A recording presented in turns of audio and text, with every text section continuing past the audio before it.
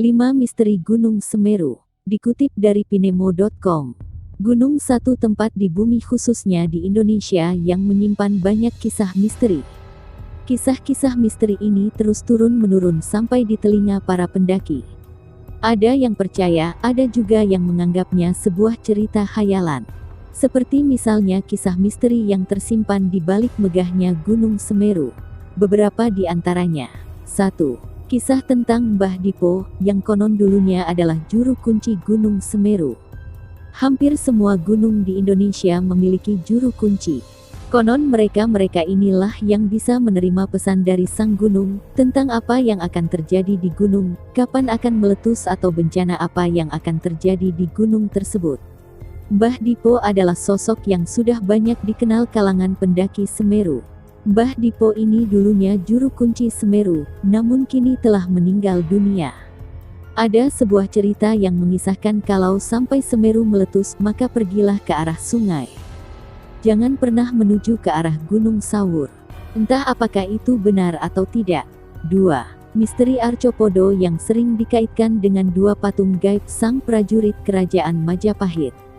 Kawasan Arcopodo ini sering dijadikan tempat istirahat pendaki karena memiliki dataran yang cukup luas.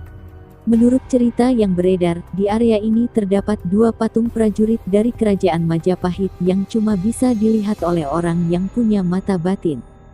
Kalau dilihat dari asal-usul namanya, Arcopodo memang berarti dua arca atau dua penjaga. Banyak pendaki yang mengaku pernah melihat dua patung ini, namun kebanyakan selalu melihatnya dalam ukuran yang beda.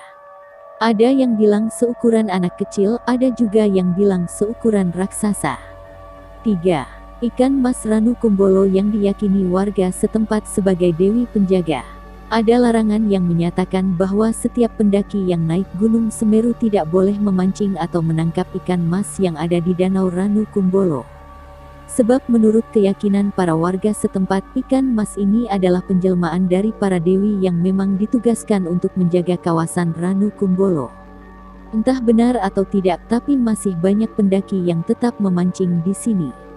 4. Tentang mitos keberadaan Dewi Penunggu Ranu Kumbolo, konon sering muncul penampakan Dewi dengan memakai kebaya kuning. Mitos tentang ikan mas penunggu Ranu Kumbolo berlanjut dengan cerita penampakan sesosok wanita yang kerap muncul di kawasan danau ini. Cerita yang beredar, wanita ini kerap muncul dengan berpakaian kebaya warna kuning. Dan kemunculannya ditandai dengan adanya kepulan asap saat bulan purnama datang.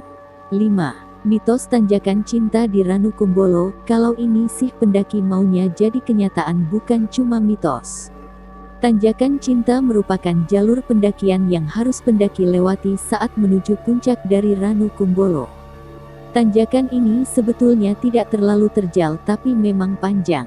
Katanya, jika bisa melewati tanjakan ini tanpa istirahat dan tanpa menoleh maka permohonan cintamu akan terwujud.